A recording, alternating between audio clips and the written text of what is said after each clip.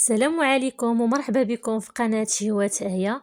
اليوم فيديو جديد غنشارك معكم سلو مغربي تقليدي 100% مع جميع الآثار ديالو باش يجيكم بحال ما هكا معلك ولذيذ في نفس الوقت. قبل ما نبدا هذا الفيديو ما تنساوش الاشتراك على القناة وديروا جيم، وكذلك ما تنساوش واحد التعليق يكون زوين. فيلا على بركة الله. بالنسبة لهذا السلو كما شفتوا اليوم غادي نشارك معكم هذا السلو. هاد السلو ماشي اي سلو، كيجي رائع بزاف بزاف وكيعطينا واحد التعليكه في الاخير ما شاء الله. فكما شفتوا راه الا تبعتوا جميع التفاصيل ديال هذا الفيديو فراه غيجيكم بحال ما هكا. فيلا على بركه الله. فاول مرحله كناخذوا الدقيق ديالنا اللي هو أنا هنا عندي كيلو ونصف ديال الدقيق الفورص الحلويات. كنحمروه اما على برا او لا في الدار ويجينا بحال ما هكا. من بعد ملي كيتحمر كنغربلوه وكنخليوه حتى كنوجدوا داكشي الاخر. وكنمشيو للوز. هنا عندي اللوز كيلو ديال اللوز كنمسحوه وكنسخنوا الفرن ديالنا وكنحطوه في واحد اللاطه وندخلوه للفران باش يتحمر لينا. هنا اللوز غيتحمر في واحد النار العافيه، يعني ما تكونش من الفوق منها، تكون من التحت، ونبعدو نحاولوا نديروه في الوسط الفران. ومره مره كنحلو على الفران ديالنا كنحركوه وكنعاودو نسدوه، يعني كنبقاو بحال ما هكذا نحركو فيه حتى كيتحمر لينا ويجينا التحمار ديالو متساوي وكيجي بحال ما هكا. يعني ما كتكونش اللوزه كحله من الداخل، فكتكون صفيفره. ويعني هذا هو دليل ان اللوز راه تحمر وجا غادي يجينا ان شاء الله في السلو مزيان. صافي هنا من بعد ما حمرته غادي نخليو على جنب وغنمشيو ناخذوا الزنجلان ديالنا حتى هو من بعد ما تغسل وتنقى. صافي هنا غادي نحمروه غير فوق غير في البوطه. كندير واحد المقله ثقيله. عندي هنا كيلو ديال الزنجلان، قد اللوز قد الزنجلان. كنحمروه غير بشويه بشويه حتى كيسالنا الكميه اللي عندنا. بالنسبه لهاد الزنجلان ضروري خاصنا نقصو تا هو عليه العافيه باش ما يتحرقش. فمجرد كتسخن داك المقله ثقيله من الاحسن، غير كتسخن كنحاولوا نبداو نحركو ما نحيدوش يدينا منه حتى يبدا نحسو به كيطرطق يعني كيدخل فيه داك التحميره ديال كيتحمر لينا وكنحيدوه. من بعد كناخذوا هاد الزويته هادي. عندي واحد تقريبا واحد زلافه كنت حمرت فيها اللوز للتزيينه. واحد اللوز فسختو وحمرته في هذاك الزيت وخليتها تدفات، يعني تبردات. عاد ضفت عليها هاد الزلافه عامره ديال الدقيق الفورز الحلويات. ضروري نغربلوه عاد نضيفوه في هاد الزيت تكون بارده. كنخليوه يطيب فهاد الطحين اللي كنحمروه في هاد الزيت. فهي دليل يعني كتعطينا واحد التعليكه مزيان زوينه في السلو ديالنا. فكنحاولوا على النار مهيله وحنا كنحركوا بواحد المعلقه ديال الخشب. كيبدا يطرخا في الاخر، كتشوفوا كيطرخا راه كيدخل فيه الطياب داك الدقيق. ونحاولوا نحركوا باش ما يتكورش لينا. صافي كنبقاو نحركوا حتى كيطيب ويجينا على هذا الشكل كيف ما هكذا كما كتشوفوا. صافي وكنخليوه هنا حتى كيبرد لينا. وكنمشيو نمروا للزبده. كنديروها في واحد كاسرونه ولا واحد الطنجره.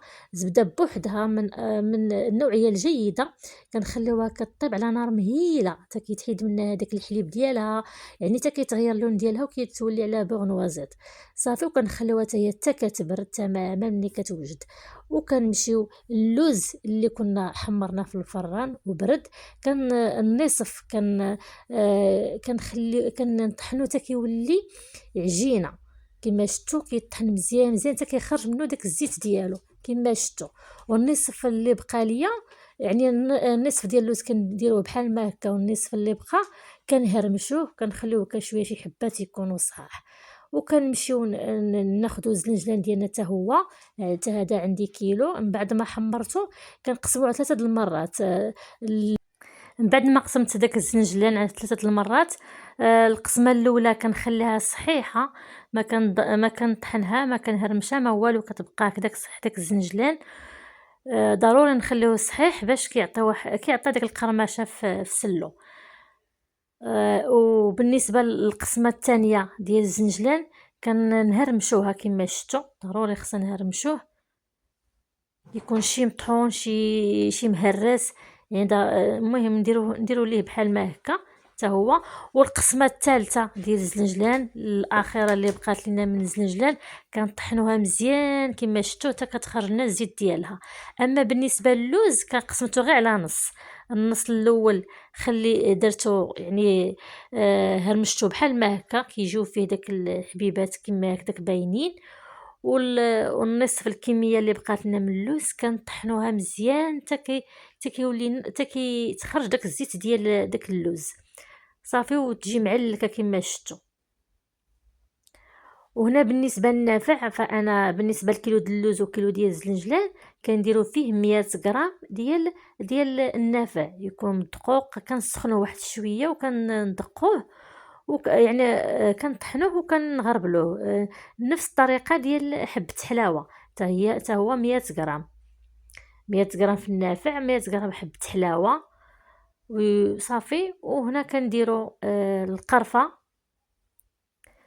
ضروري حتى هي القرفه كنديروها بنفس الكميه 100 غرام ديال القرفه. هنا مسكه الحره واحد 5 ديال الحبات ديال ولا 6 الحبات ديال المسكه الحره كندقوها كنطحنوها في الدقيق. وهنا الكوزه كديري غير نص كميه، نص ديال الكوزه اللي كطحني، نص الكوزه والقليل من الملح، غير شويه ما تكثروش الملحه، واحد الرشيشه صغيره بزاف صافي. وكنبقاو نحاولوا نخلطوا هذا الخليط مزيان مزيان. فكل ما كنحطوا شي حاجه هكذاك ومن بعد ملي كنحركوا كنخلطوا داك الخليط كنزيدوا داك الدقيق اللي كنا حمرناه في الزيت كما شفتوا، ونحاولوا ندخلوه مزيان مزيان كما هكذا. يعني انا دخلت داك الدقيق اللي حمرت في الزيت حتى برد، ضروري خص يبرد كلشي يكون بارد هنايا. وكنزيدوا السكر كلاصي، المهم السكر كلاصي على حسب الكميه اللي بغيتو. هنا عندي بالنسبه لهاد كيلو د اللوز وكيلو د الزنجلان ومع هاد الخليط اللي درت هنايا واحد 300 غرام ديال السكر كلاصي، وانتم لكم الاختيار. كذلك هنايا الزبده حتى هي واحد 300 غرام ديال الزبده كتذوبوها كما شفتوا قبل. راه ذوبتها حتى ولات ما بقاش داك الماء ديالها، حتى ولات على بغنوازيط وكتبرد، ضروري حتى هي تبرد صافي. وكنضيفوها على هذا الخليط وكنبداو نخلطو مزيان مزيان كما شفتوا. فهذا في دابا اي حاجه خدمتها معكم هنا درتها في هذا السلو، يعني خصكم ضروري تتبعوا بنفس الطريقه اللي درت باش يخرجكم بحال ما هكا، يجيكم معلك. كيجي واحد التعليكه فيه ما شاء الله، ماشي داك سلو اللي كيجي الزيت دايبه فيه وكيبقى يخرج الزيت اللي حطيتيه هكذا في الطبسيل تيحشمك. يعني هاد السلو هذا اللي درتو معكم، فكيف ما كتحطوه كيبقى هو ما كيتغير ما والو، كيبقى ما شاء الله كما شفتوها. هو راه كيجي معلك كيدوب في الفم مع داك التقرميشه اللي كاينه فيه. يا سلام، واحد الريحه طالعه منه ما شاء الله. فغير جربوا هاد السلو ديالنا. انا قدمته معكم بهذه الطريقه هكذا. تقدروا ديروا ليه داك الزنجلان، كتلويوه في الزنجلان وتحطوه في الطبسيل وكتزوقيه شويه ديال اللوز. وهنايا درت واحد الطبق هكا، درتو على شكل دائره هكذا وزينته بالزنجلان واللوز محمر اللي كنت حمرته قبل. يعني هذاك اللوز اللي محمر درتو غير للتزيين فقط، ما درتوش في الداخل في السلو. كما شفتوا قدمت معكم هذه الطريقه ديال السلو. ها نتوما شوفوا كيف ما كنقطعوا سلو يعني كيجينا بحال الشكل ديال الحلوه، بحال شي شكل ديال الكيكه هكذاك. راه ما كيدوب ما كيهبطش داك السلو. ملي كتقطعوه ولا ملي كتجمعوه كيبقى بنفس الشكل ديالو، ما كيبان لا ليدام ديالو لا والو، تقول بحال ما مخدومش كاع بليدام. وانا اصلا راه نتوما شفتوا شنو درت ليه، كيجي ما شاء الله رائع رائع بزاف بزاف بزاف ولذيذ. ديك الزبده وديك التعليكه اللي كنت درت كيجي فيه ما شاء الله. فغير تبعوا معايا جميع المراحل ديالو باش ينجح معكم ويجيكم على هذا الشكل هكذا. وكان هذا هو لا فيديو ديال اليوم، كنتمنى يعجبكم وينال رضاكم. وما تنساوش تبارطاجيوه مع الاهل والاحباب باش تعم الفائده من طبيعه الحال. وكذلك راه اكيد غادي يكون عندكم معتمد عندكم ولا تبعتوا جميع المراحل ديالو. وشكرا والى فيديو قادم ان شاء الله.